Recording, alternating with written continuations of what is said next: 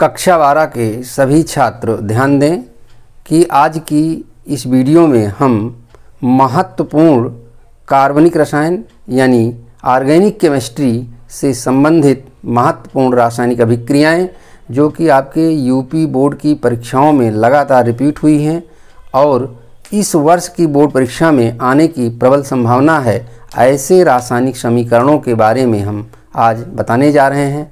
ये रासायनिक समीकरण दो रूपों में पूछे जा सकते हैं। या तो पूछे जा सकते हैं क्या होता है जबकि केवल रासायनिक समीकरण दीजिए, यानी केवल उस अभिक्रिया को लिखना होता है। प्रत्येक रासायनिक अभिक्रिया एक एक नंबर का होता है और क्वेश्चन नंबर 6वां और 7वें में 5 खंड रहेंगे, 5 रिएक्शन रहेंगे और 5 रिएक्शन एक एक नंबर के 5 नंबर के हो जाते हैं। इसी तरह से दूसरे रूप में पूछा जा सकता है कैसे प्राप्त करेंगे, या बाई नेम रिएक्शन के रूप में पूछा जा सकता है। तो आज हम आपसे चर्चा करने जा रहे हैं क्या होता है जबकि, जो क्वेश्चन नंबर 6 और 7 दीर्घ उत्तरी प्रश्न 5 नंबर का आते हैं, उसमें 5 रिएक्शन होते हैं, लिखना होता है और अगर आपके पांचों रिएक्शन सही हैं तो 5 में 5 अंक पूरे मिल सकते हैं, आपको मिल जाते हैं। तो इस तरह से आज हम इसके पहले की वीडियो में हम आपको इनऑर्गेनिक केमिस्ट्री से संबंधित महत्वपूर्ण अभिक्रियाएं दे चुके हैं। आज ऑर्गेनिक केमिस्ट्री से संबंधित महत्वपूर्ण अभिक्रियाएं देने जा रहे हैं, जिसमें पहला रिएक्शन है जो अति महत्वपूर्ण है और कई बार आपकी परीक्षा में आ चुका है। क्या होता है जबकि ग्लिसरॉल को ऑक्सैलिक अम्ल के साथ 110 डिग्री सेल्सियस तापक्रम पर गर्म करते हैं। ये वास्तव में फार्मिक अम्ल बनाने की प्रयोगशाला विधि भी है। इस रिएक्शन को अगर आपको तैयार हो जाएगा तो क्या होता है जबकि में भी आप तैयार कर लेंगे, और अगर आता है कि प्रयोगशाला में फार्मिक अम्ल कैसे बनाएंगे तो उसके प्रयोगशाला में बनाने की फार्मिक अम्ल बनाने की विधि भी है। दोनों दृष्टि से ये रिएक्शन बहुत ही इम्पॉर्टेंट है, महत्वपूर्ण है। इस रिएक्शन को आप ध्यान से समझिए। देखिए क्या होता है जबकि, जैसा कि आप देख रहे हैं क्या होता है जबकि केवल रासायनिक समीकरण लिखना होता है। पहला रिएक्शन है जब ग्लिसरॉल को ऑक्सैलिक अम्ल के साथ 110 डिग्री सेल्सियस ताप पर गर्म करते हैं। इस रिएक्शन को ध्यान से देखिए, इसमें आपको याद कुछ नहीं करना है, सिर्फ आपको देखकर समझना है। ये देखिए ग्लिसरॉल का सूत्र होता है CH2OH single bond CHOH single bond CH2OH, ये ग्लिसरॉल का सूत्र है, plus COOH single bond COOH, ये ऑक्सैलिक अम्ल का सूत्र है। ये दोनों क्रिया कर रहे हैं। आप देखिए दोनों का आपने सूत्र लिख लिया और यहाँ देखिए OH और H ये मिलाकर H2O बन गया। ये H2O है, ये H2O 100 डिग्री सेल्सियस तापक्रम पर मुक्त हो जाएगा, यानी -H2O, ये H2O मुक्त हो गया। जो बचा यानी बचा क्या, CH2 और यहाँ OCC single bond COOH single bond CHOH single bond CH2OH, ये जो प्रोडक्ट बचा इसका नाम है ग्लिसरील मोनोऑक्सिलेट। ये ग्लिसरील मोनोऑक्सिलेट है। सेकेंड स्टेप में जब 110 डिग्री सेल्सियस तापक्रम पर गर्म करेंगे तो यहाँ COO यानी CO2 ये मुक्त हो जाएगा, ये मुक्त हो जाएगा और जो बचेगा CH2 COOH single bond CHOH single bond CH2OH, इसका नाम है ग्लिसरील मोनोफॉर्मेट। अगले स्टेप में आप इसको जब जल अपघटित करेंगे तो H2O माने HOH, H इसके साथ जुड़ेगा तो HCOOH यानी फार्मिक अम्ल पृथक हो जाएगा और OH यानी CH2OH single bond CHOH single bond CH2OH यानी ग्लिसरॉल मुक्त हो गया और बन गया फार्मिक अम्ल। इस तरह से ग्लिसरॉल की अभिक्रिया ऑक्सैलिक अम्ल के साथ 110 डिग्री सेल्सियस तापक्रम पर होगा तो लास्ट में आपको फार्मिक अम्ल बनेगा। ये रिएक्शन 3 स्टेप में होता है। पहले स्टेप में H2O मुक्त होता है, ग्लिसरील मोनोऑक्सिलेट बनेगा। दूसरे स्टेप में CO2 मुक्त होगा, ग्लिसरील मोनोफॉर्मेट बनेगा। पहला अभिक्रिया के बारे में मैंने चर्चा किया, क्या होता है जब ऑक्सैलिक अम्ल की अभिक्रिया ग्लिसरॉल के साथ 110 डिग्री सेल्सियस तापक्रम पर होती है तो फाइनल आपने देखा कि उससे फार्मिक अम्ल बनता है और ग्लिसरॉल मुक्त हो जाता है। बहुत ही महत्वपूर्ण अभिक्रिया थी और ये किसी न किसी रूप में पूछी जा सकती है। दूसरी रासायनिक अभिक्रिया जो महत्वपूर्ण है वो है क्या होता है जब एथिल अल्कोहल को 50% सांद्र NaOH विलयन के साथ अभिकृत करते हैं। ये रिएक्शन ही बहुत ही महत्वपूर्ण है। ये रिएक्शन बाई नेम रिएक्शन भी है। ये रिएक्शन वास्तव में कैनिजारो अभिक्रिया है। क्या होता है, एथिल अल्कोहल की अधिक मात्रा को सांद्र H2SO4 ये दूसरा, ये देखिए ये रिएक्शन ये है जब फॉर्मेल्डिहाइड को 50% सांद्र NaOH विलयन के साथ अभिकृत करते हैं। ये काइनीजारो अभिक्रिया है। आप देख रहे हैं 2HCHO ये फॉर्मेल्डिहाइड है प्लस NaOH, इससे बन रहा है CH3OH मेथेनॉल प्लस HCOONA। ये इस अभिक्रिया को काइनीजारो अभिक्रिया भी कहते हैं। ये अभिक्रिया पहले भी बताई जा चुकी है। इसके अतिरिक्त तीसरा रिएक्शन जो महत्वपूर्ण है वो है क्या होता है जब एथिल अल्कोहल को सांद्र H2SO4 के साथ 140 डिग्री सेल्सियस तापक्रम पर गर्म करते हैं। एथिल अल्कोहल की अभिक्रिया जब सांद्र सल्फ्यूरिक अम्ल के साथ होती है तो 100 डिग्री सेल्सियस तापक्रम पर पहले एथिल हाइड्रोजन सल्फेट बनता है, जो पुनः एथिल अल्कोहल C2H5OH के साथ 140 डिग्री सेल्सियस ताप पर गर्म करने पर ये बना लेता है डाई एथिल ईथर। जैसा कि आप देख रहे हैं एथिल अल्कोहल की अधिक मात्रा को सांद्र H2SO4 के साथ 140 डिग्री सेल्सियस ताप पर अभिकृत करते हैं।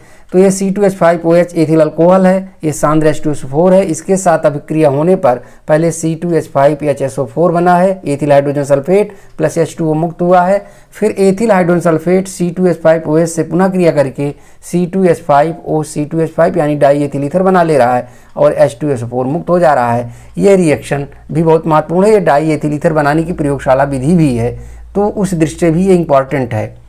इसी तरह से अगला रिएक्शन आपके यहाँ आया है क्या होता है जब एसिटिक अम्ल की अभिक्रिया फास्फोरस पेंटाक्लोराइड यानी PCl5 के साथ होती है। ये रिएक्शन भी आपके यूपी बोर्ड परीक्षा में कई बार आ चुका है।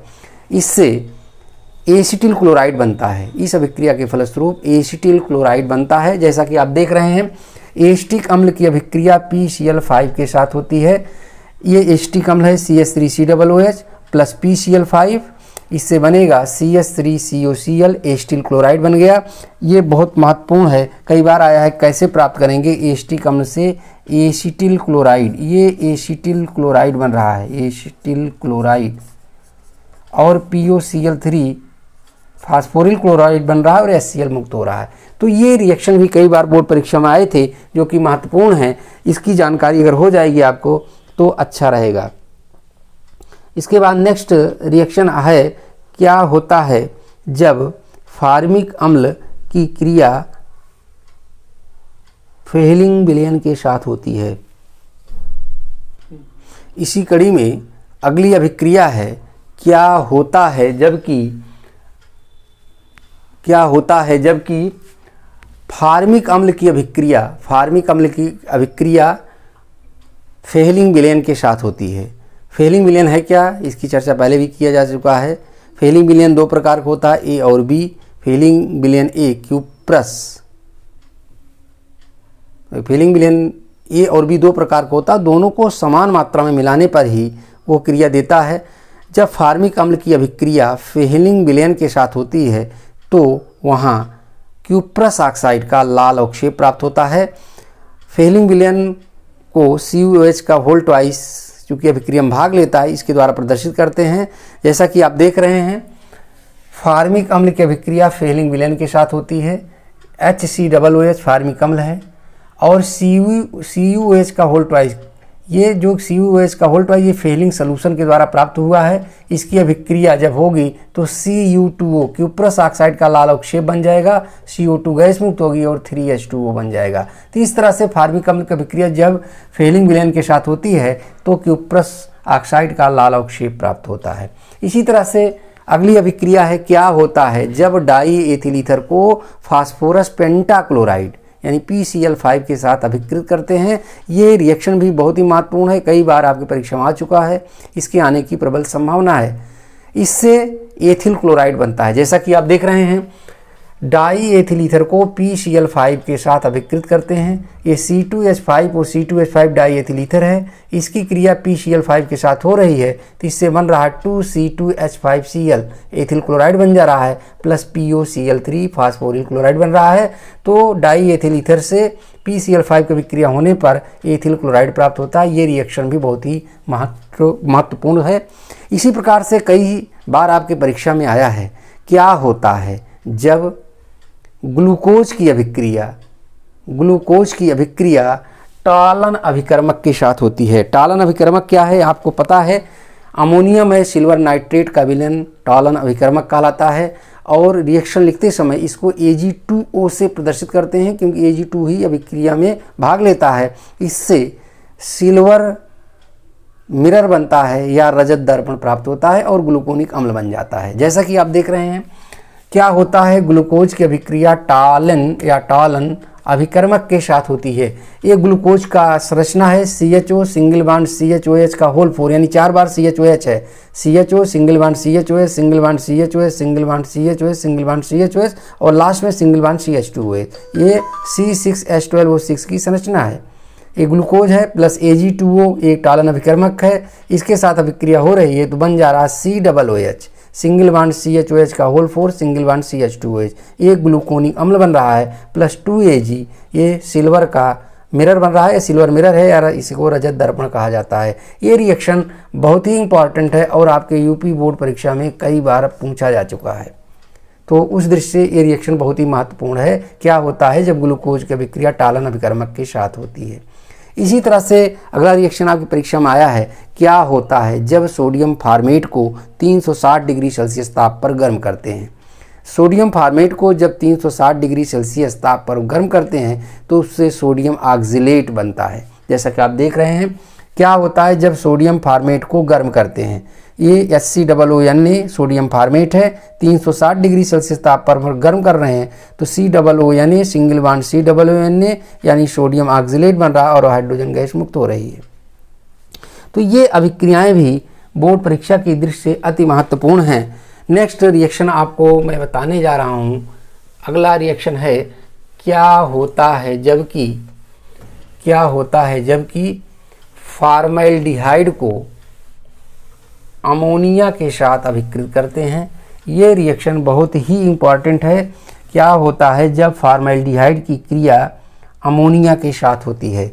फॉर्मल्डिहाइड की क्रिया जब अमोनिया के साथ होती है तब एक औषधि बनती है जो गठिया रोग की औषधि है, उसको कहते हैं हेक्सामेथिलीन टेट्रामीन या इसी का नाम है यूरोट्रोपिन। यानी फॉर्मल्डिहाइड की क्रिया जब अमोनिया के साथ होती है तब यूरोट्रोपिन बनता है। ये रिएक्शन वेरी वेरी इंपॉर्टेंट, बहुत ही इंपॉर्टेंट है। जैसा कि आप देख रहे हैं क्या होता है जबकि यह फॉर्मल्डिहाइड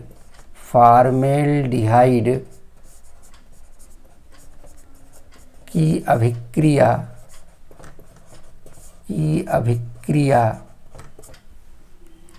अमोनिया के साथ होती है। अमोनिया के साथ होती है। ये रिएक्शन बहुत ही इंपॉर्टेंट है, वेरी वेरी इंपॉर्टेंट, और ये परीक्षा में आने की इसकी संभावना है। देखिए ये फॉर्मल्डिहाइड है 6HCHO, ये फॉर्मल्डिहाइड है, फॉर्मल्डिहाइड इसकी क्रिया अमोनिया के साथ हो रही है 4NH3, इसे बनेगा CH2 का होल 6N4 प्लस 6H2O। ये हेक्सामेथिलीन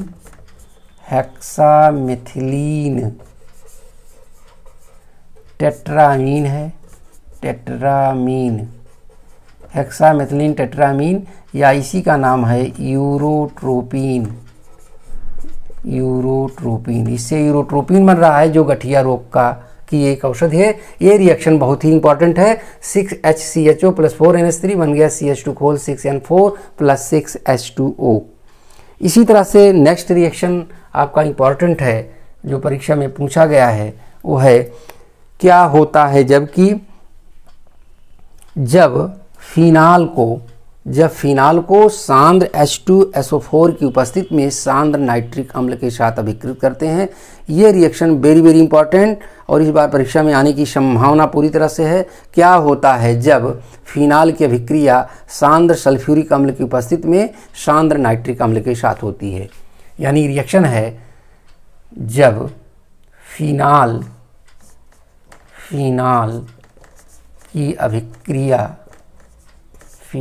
की अभिक्रिया कॉन्क H2SO4 यानी सांद्र H2SO4 की उपस्थिति में कौन माने सांद्र HNO3 के साथ होती है, के साथ होती है। ये रिएक्शन भी वेरी वेरी इंपॉर्टेंट, ये परीक्षा में आने की संभावना है। क्या होता है जब फिनाल की अभिक्रिया सांद्र H2SO4 की उपस्थिति में सांद्र नाइट्रिक अम्ल के साथ होती है। इस अभिक्रिया को देखिए, ये फिनाल की संरचना है, ये है फिनाल OH, ये फिनाल है,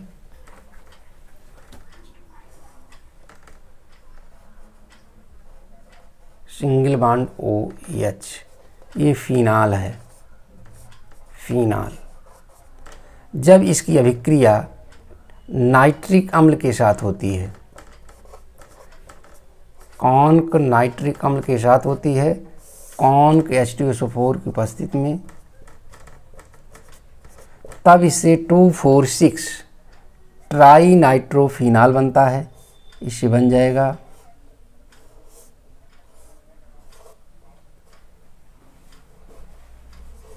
OH, दूसरे पोजीशन से NO2 ग्रुप जुड़ा, चौथे पोजीशन से NO2 ग्रुप जुड़ा, और ये छठवें पोजीशन से NO2 ग्रुप जुड़ गया और +3H2O। इसी का नाम है 2,4,6 ट्राई नाइट्रोफिनाल,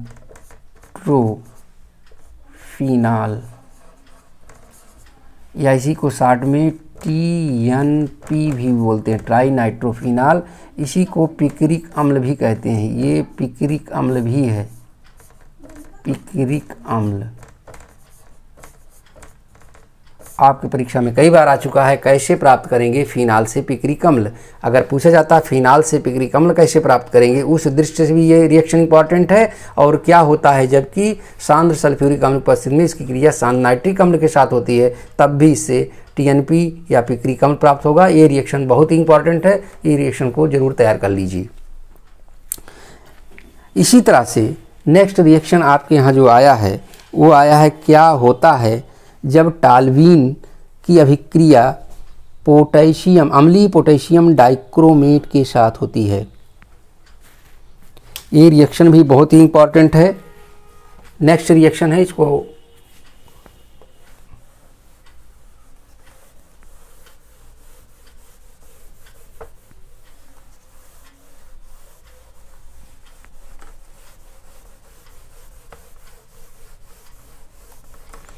नेक्स्ट रिएक्शन है, क्या होता है जब टाल्वीन को अम्लीय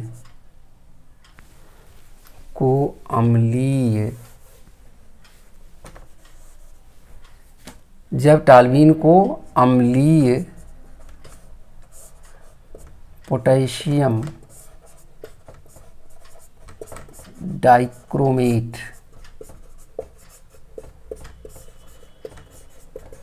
के साथ अभिकृत करते हैं।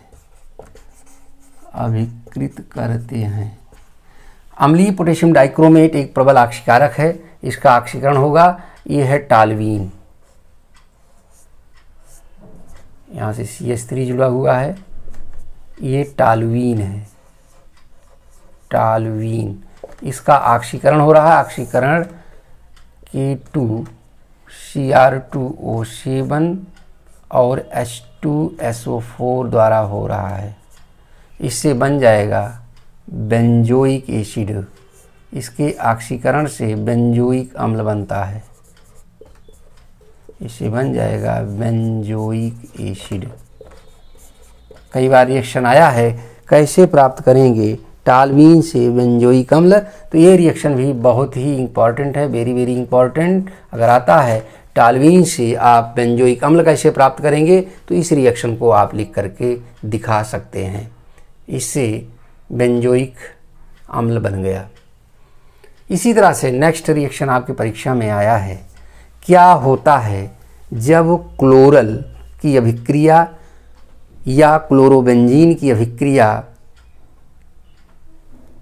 सांद्र सल्फ्यूरिक क्या होता है जबकि क्लोरल की अभिक्रिया सांद्र सल्फ्यूरिक अम्ल की उपस्थिति में क्लोरोबेंजीन के साथ होता है। ये रिएक्शन बहुत ही इंपॉर्टेंट है और कई बार परीक्षा में आ चुका है, आने की संभावना है। जरा देखिए क्या होता है जब क्लोरल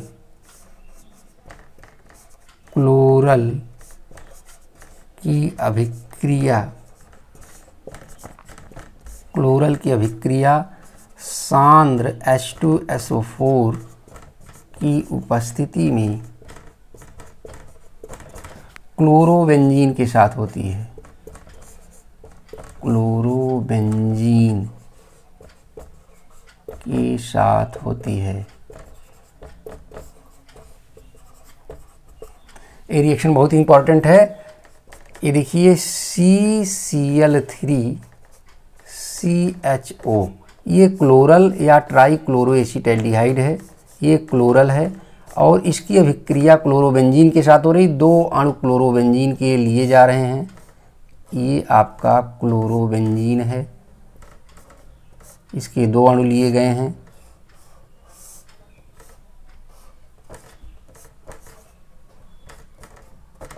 ये क्लोरोबेंजीन है, क्लोरोबेंजीन सांद्र सल्फ्यूरिक अम्ल की उपस्थिति में क्रिया हो रही है। चूँकि सांद्र सल्फ्यूरिक अम्ल निर्जलीकारक पदार्थ है, ये जल के अणु को मुक्त करेगा। तो यहाँ से देखिए, यहाँ से ऑक्सीजन परमाणु और ये दोनों हाइड्रोजन परमाणु मिलकर H2O बना लिए। यही इतना मुक्त हो जाएगा और जो बचा क्या, CCl3CH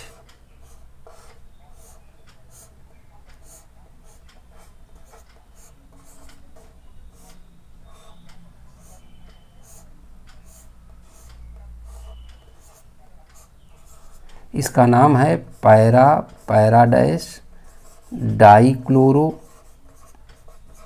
डाइफेनिल ट्राइक्लोरोएथेन। इसका नाम है पैराडैश डाइक्लोरो डाइफेनिल ट्राइक्लोरोएथेन। इसी को शॉर्ट में DDT कहते हैं। ये DDT है। कई बार आपके परीक्षा में आया है, कैसे प्राप्त करेंगे क्लोरल या क्लोरोबेंजीन से DDT, या क्या होता है जब क्लोरल की अभिक्रिया क्लोरोबेंजीन के साथ सांद्र सल्फ्यूरिक अम्ल की उपस्थिति में होता है। इसको याद करना भी आसान है। ये क्लोरल का सूत्र है, ये 2 अणु क्लोरोबेंजीन के लिए गए हैं, H2O मुक्त हो रहा है, जो शेष बच रहा है वही DDT है। तो ये रिएक्शन भी परीक्षा के दृष्टि से बहुत ही इम्पॉर्टेंट है। ये आपकी परीक्षा में आने की संभावना आ सकता है। ये रिएक्शन भी अति महत्वपूर्ण था।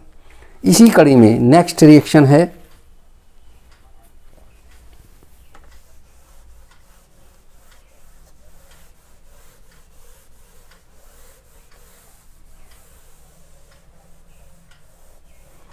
अगला रिएक्शन आया है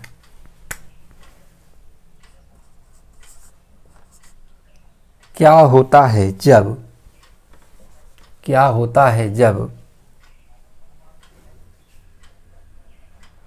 फिनाल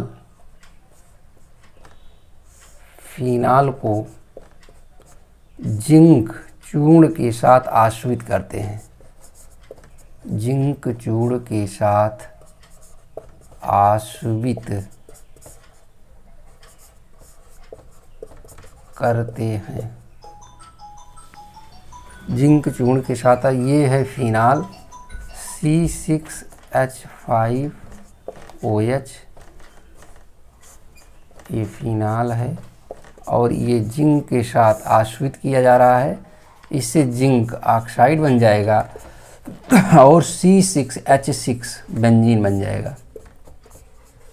अगर आप परीक्षा में आता है कैसे प्राप्त करेंगे फिनाल से बेंजीन, उस दृष्टि से भी ये रिएक्शन बहुत ही इंपॉर्टेंट है। ये परीक्षा में आ सकता है, कैसे प्राप्त करेंगे फिनाल से बेंजीन। इसी कड़ी में नेक्स्ट रिएक्शन आपका पूछा जा सकता है, क्या होता है जब एसिटाल्डिहाइड की अभिक्रिया NaOH विलयन के साथ, एसिटाल्डिहाइड को तनु NaOH और आयोडीन के साथ अभिकृत करते हैं। अगला रिएक्शन है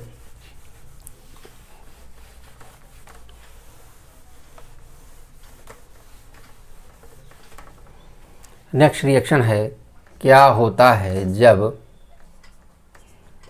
एसीटाइलडिहाइड को NaOH और आयोडीन I2 के साथ अभिकृत करते हैं। ये रिएक्शन भी बहुत ही इम्पॉर्टेंट है, कई बार परीक्षा में आ चुका है, इसके आने की प्रबल संभावना भी है। ये बाइनेम रिएक्शन भी है। अगर आप पहचानते हो तो ये रिएक्शन हाइलोफार्म अभिक्रिया है। चूँकि आयोडीन के साथ क्रिया हो रही है, इसलिए इस अभिक्रिया को आइडोफार्म अभिक्रिया कहेंगे। यानी आपका इसका रिएक्शन होगा CH3CHO + 3 NaOH + 4 I2, इससे बन जाएगा CHI3 + 3 NaI। इससे पीले रंग का आइडोफार्म बन गया, सोडियम आयोडाइड बन गया और बन जाएगा CH3COONA और बन जाएगा, और इससे बनेगा 3H2O। ये रिएक्शन फिर से देख लीजिए, CH3CHO + 4 NaOH + 3 I2, इससे बन जाएगा CHI3 + 3 NaI + 3H2O + CH3COONA। ये आइडोफार्म है। CHI3 ये पीले रंग का, येलो रंग का आइडोफार्म इससे बनता है। ये रिएक्शन आइडोफार्म अभिक्रिया भी है। क्या होता है जब एसीटाइलडिहाइड की अभिक्रिया NaOH में आयोडीन के साथ होती है तो इससे आइडोफार्म, पीले रंग का आइडोफार्म बनता है। ये रिएक्शन भी बहुत ही इम्पॉर्टेंट है, तो इस अभिक्रिया को भी तैयार कर लीजिएगा। इसी तरह से एक अभिक्रिया और है, क्या होता है जब एसीटोन को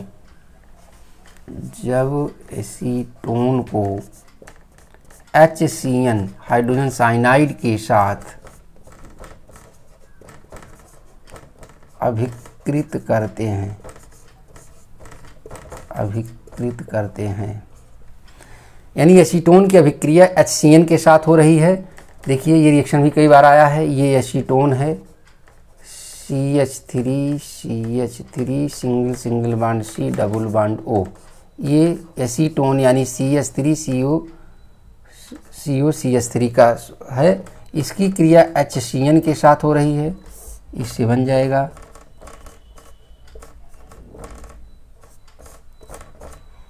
एक के साथ हाइड्रोजन जुड़ गया OH होगा, दूसरे के साथ CN जुड़ गया। ये योगात्मक अभिक्रिया दे रहा है, इसका नाम है एसीटोन साइनोहाइड्रिन। ये एसीटोन साइनोहाइड्रिन बन गया। तो इस तरह से आज हमने आपको कार्बनिक रसायन से कुछ महत्वपूर्ण अभिक्रियाओं के बारे में समझाया है, दिया है। इन अभिक्रियाओं को तैयार कर लीजिए। अगली वीडियो में हम इसका सेकंड पार्ट, जो परीक्षा में, बोर्ड परीक्षा में आने की संभावना है, उसको भेजेंगे। आज बस इतना ही। धन्यवाद।